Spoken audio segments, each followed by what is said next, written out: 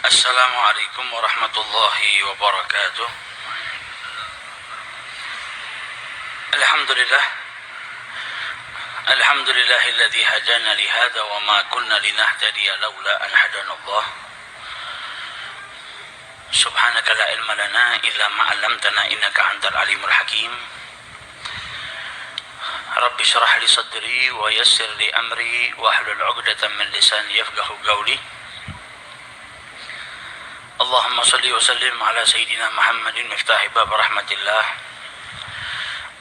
adada ma fi ilmillah salatan wa salaman daimaini bidawami mulkillah wa ala alihi wa sahbihi ajma'in amma ba'du. Alhamdulillah, pagi hari ini kita kembali diperjumpakan oleh Allah Subhanahu wa ta'ala dalam kajian rutin kita yang insya Allah senantiasa diberkahi oleh Allah Subhanahu wa ta'ala, senantiasa dirahmati oleh Allah Subhanahu wa ta'ala, dan tidak keluar dari majelis ini terkecuali kita harapkan dosa-dosa kita diampuni oleh Allah Subhanahu wa ta'ala dan amal perbuatan kita mendatangkan keridhaan Allah Subhanahu wa ta'ala. Amin ya rabbal alamin. Dan manfaatnya sholawat banyak sekali, sehingga diceritakan dulu ada satu orang punya utang 500 dinar. Dia punya utang banyak sama orang, kemudian datang waktunya semua pada nagih, maka dia kebingungan, nggak punya uang. Akhirnya dia pergi ke salah seorang saudagar, dia pinjam uang 500 dinar. Diberikan sama saudagar tadi. Sebelum diberikan ditanya, kapan mau kau kembalikan uang ini? Maka dia berkata, insya Allah di tanggal sekian saya kembalikan. Uang itu diambil, dia bayarkan hutangnya satu persatu. Selesai dibayarkan tidak tersisa uangnya.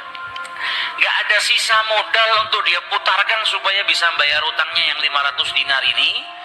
Karena apa? Memang dia pinjam sesuai dengan kadar hutangnya. Sampai ketika datang waktu jatuh tempo, yang punya uang datang ke rumahnya nagih, mana uang 500 dinar yang kau pinjam? Kau janji hari ini akan melunasinya. Maka dia bilang, demi Allah sepeser pun saya nggak punya. Saya belum mendapatkan apa-apa untuk saya bayarkan kepada dirimu. Maka yang punya uang nggak mau tahu. Engkau janji tanggal sekian mau kau bayar, sekarang sudah jatuh temponya, maka bayar hutangmu sesuai dengan ucapanmu. Dia bilang, saya nggak punya. Lalu begitu ayo pergi ke qadhi, pergi ke hakim. Nggak benar ini perbuatanmu. Maka yang utang tadi dibawa sama yang punya uang ke hakim. Diceritakan perkaranya, ditanya sama hakim, kenapa tidak kau bayar hutangmu? Bukankah engkau berjanji hari ini akan melunasinya?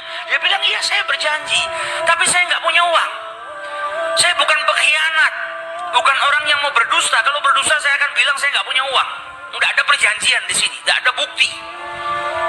Tapi saya ngaku kalau saya punya utang dan hari ini saya nggak punya uang untuk saya bayarkan. Maka qadhi berkata, apa? Kalau begitu kau melanggar janjimu, maka engkau harus dihukum, engkau harus dipenjara. Maka yang utang tadi bilang apa? Kalau begitu ya sudah, kalau memang hukumannya saya harus dipenjara karena saya nggak bayar utangnya, sudah saya terima. Tapi tolong berikan saya waktu 1 hari. Saya mau kembali ke rumah saya mau izin dengan istri dan anak-anak saya. Besok saya akan kembali ke sini lagi dan masukkan saya ke dalam penjara. Maka sang hakim berkata apa? Bagaimana mungkin saya bisa percaya dengan dirimu? Siapa yang menjamin dirimu? Kalau ada yang menjamin kau bakal kembali ke sini, maka saya lepaskan. Dia bilang, ya qadhi, kalau saya niat lari, sudah dari kemarin-kemarin saya lari. Kalau saya niat lari, saya nggak datang ke sini. Maka percayalah saya akan kembali di esok hari. Maka kata qadhi, jaminannya apa? Akhirnya lelaki tadi bilang apa? Jaminannya yang menjamin saya adalah Rasulullah SAW.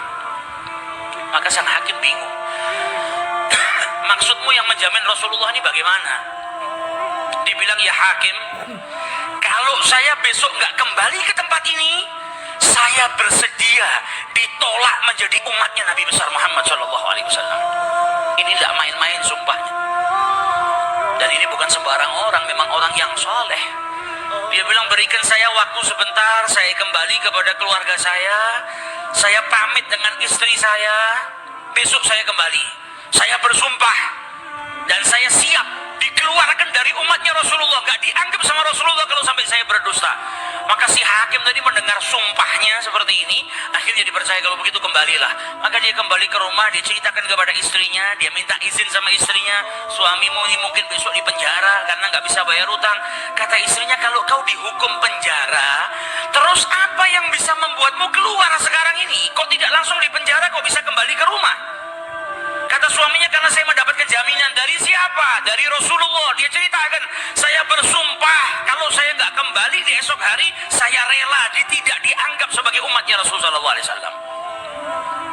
Maka istrinya berkata, selagi engkau ini mendapat jaminan dari Rasulullah atau kau menjaminkan Rasulullah SAW, maka ayo kita perbanyak sholawat. Semoga Nabi besar Muhammad SAW benar-benar menjamin dirimu.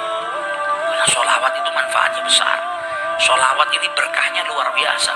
Maka si suami sama si istri kemudian diperbanyak sholawat, membaca sholawat yang sangat banyak sampai mereka akhirnya tertidur.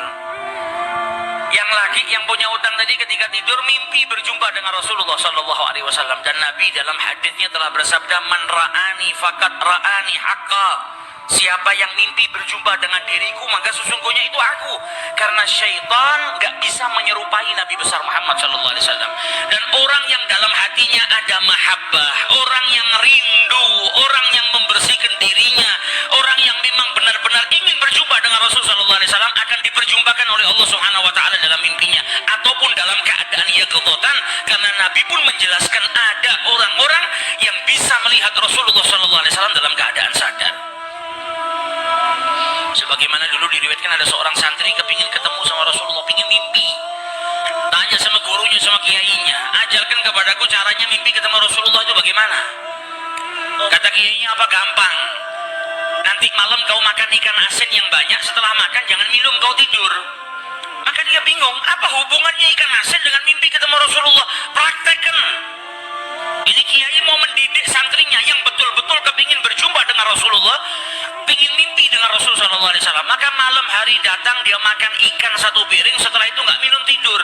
Bangun tidur, dia pergi ke gurunya, marah, mana saya nggak mimpi ketemu Rasulullah. Kata gurunya, apa yang kau impikan?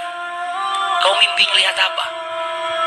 Kata santri tadi, saya mimpi ngelihat laut, ngelihat sungai, ngelihat hujan, ngelihat air terjun. Kata gurunya, karena sebelum tidur yang kau rindukan adalah air.